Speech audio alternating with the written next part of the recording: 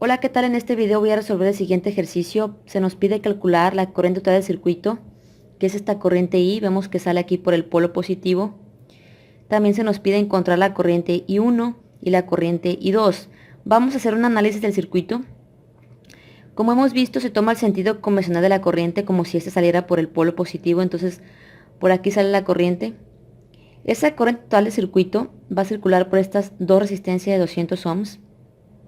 Luego en este punto, esa corriente total I se va a dividir en dos partes, hacia este camino y hacia este otro camino, es decir, se va a dividir en I1 y en I2. Entonces, la corriente I1 es la que va a circular por esta resistencia de 100 ohms y la corriente I2 es la corriente que va a circular por esta resistencia de 300 ohms y esta de 200 ohms. Entonces, en este punto se van a volver a encontrar la corriente I1 y la corriente I2. Por lo tanto, la suma de I1 más I2, ¿por qué se van a volver a encontrar? Porque I1 va a pasar por aquí, e I2 va a circular este camino así, y va a regresar a este punto. Por lo tanto, en este punto se van a encontrar I1, I1 e I2. Por lo tanto, por esta resistencia de 100 ohms van a circular la suma de I1 más I2. Quiere decir que por esta resistencia de 100 ohms va a circular la corriente total del circuito. Entonces, primero vamos a encontrar la corriente total del circuito. Para eso tenemos que encontrar la resistencia total del circuito para así aplicar la ley de Ohm, que es voltaje entre resistencia. Vamos a simplificar. Vemos aquí que tenemos estas dos resistencias que están en serie, por lo tanto, vamos a hacer esto de derecha a izquierda. Entonces sumamos estas dos, 300 más 200 pues es 500. Por lo tanto, el circuito pues queda de la siguiente manera. Pusimos aquí esta resistencia de 500 ohms y para ahorrarnos un paso, al mismo tiempo pues he sumado estas dos que están en serie. 200 más 200 pues es 400 y pues he sustituido esta resistencia por una de, es decir, estas dos las he reemplazado por una de 400, que es lo mismo. Ahora vemos que esta de 500 pues está en paralelo con esta de 100.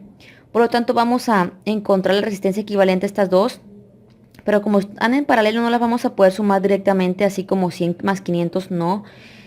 Eso aplica cuando están en serie, se pueden sumar así. Entonces cuando están en paralelo se tiene que aplicar una formulita para dos resistencias muy fácil, que es multiplicar. Aquí esto es REQ1, que es la resistencia equivalente de esas dos. Es multiplicar ambas resistencias, 100 por 500 entre la suma de ambas, 100 más 500. 100 por 500 es 50.000 y 100 más 500 es 600.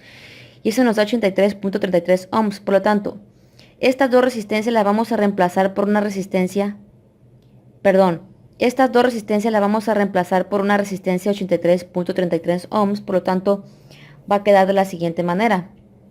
Entonces va a quedar de la siguiente manera, esta resistencia 83.33 ohms equivale a estas dos que están en paralelo.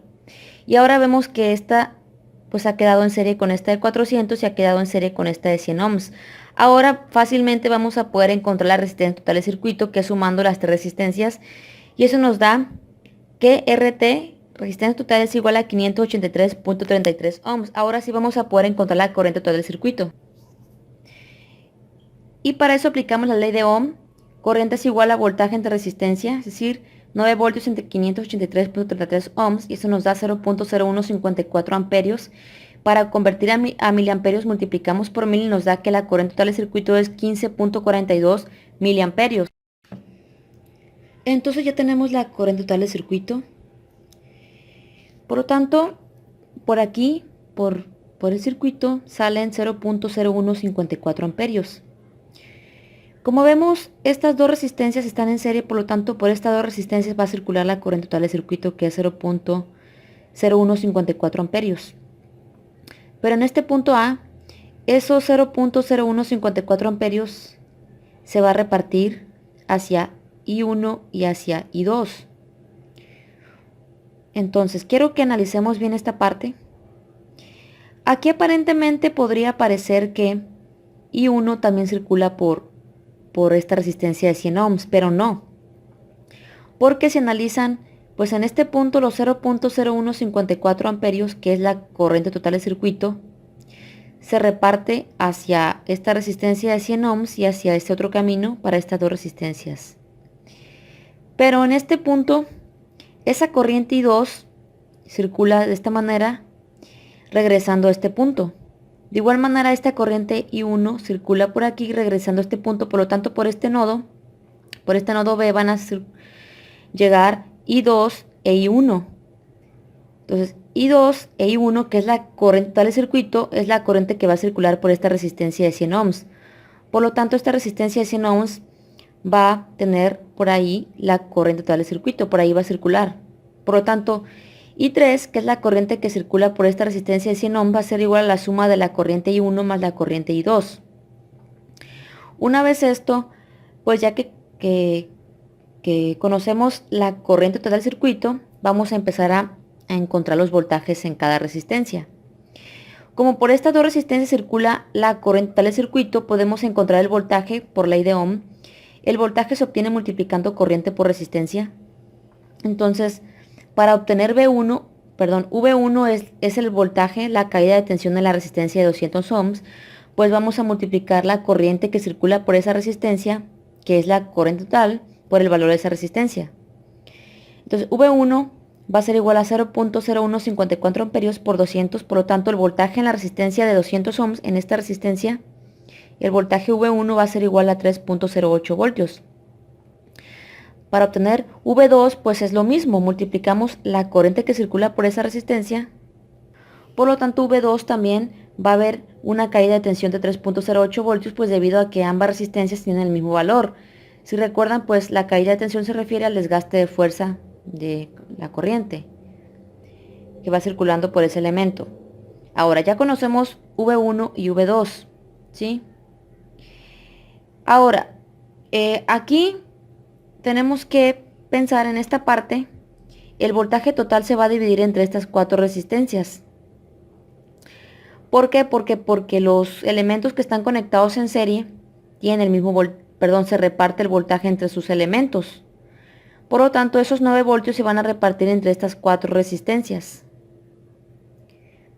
Entonces, ya repartimos el voltaje en estas dos resistencias, ¿sí?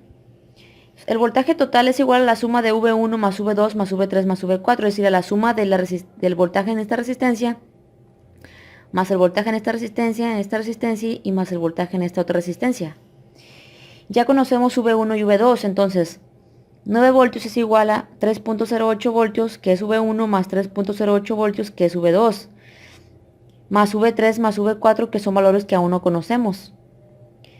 Despejamos, sumamos primero 3.08 más 3.08 es igual a 6.16, los pasamos al otro lado de la igualdad, nos queda que 9 menos 6.16 voltios es igual a V3 más V4. 9 menos 6.16 voltios es igual a 2.84 voltios. Entonces quiere decir que 2.84 voltios es igual a V3 más V4. Quiere decir que el voltaje restante, es decir, esos 9 voltios, 6.16 voltios se fueron en estas dos resistencias. Y el restante, que es 2.84, se va a repartir entre esta resistencia y entre esta otra resistencia. Pero ustedes quizá piensen, pues tienen el mismo valor de resistencia, tiene que haber el mismo voltaje. Pues no, porque no circula la misma corriente por cada resistencia.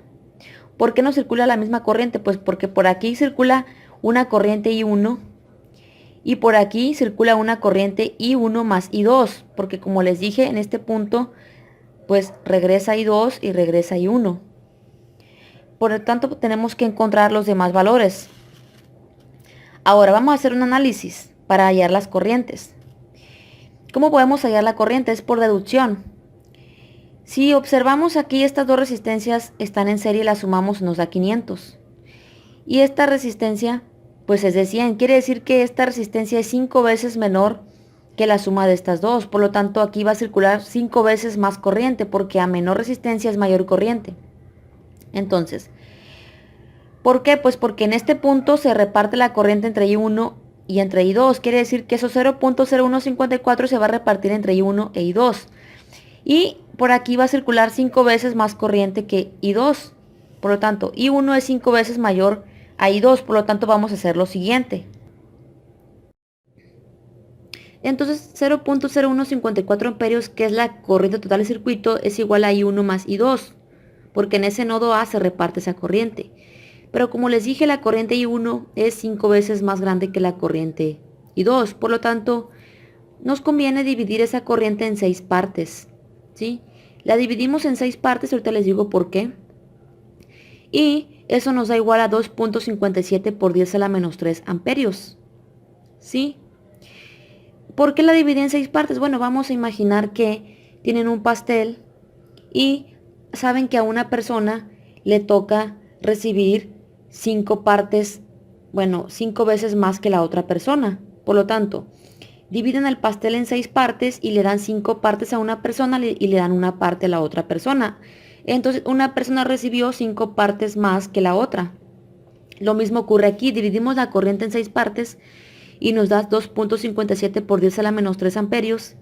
Por lo tanto, I2, que es la que va a recibir 5 veces menos que I1, porque su resistencia es 5 veces mayor, pues va a recibir esa partecita, esas de 2.57 por 10 a la menos 3 amperios, que si multiplicamos por 1000 es 2.57 mil amperios. Por lo tanto, I1 va a recibir 5 veces más. Multiplicamos 2.57 por 10 a la menos 3 amperios por 5 y nos da que I1 es igual a 0.01285 amperios. Multiplicamos por 1000 y redondeamos y nos da que I1 es igual a 12.9 miliamperios.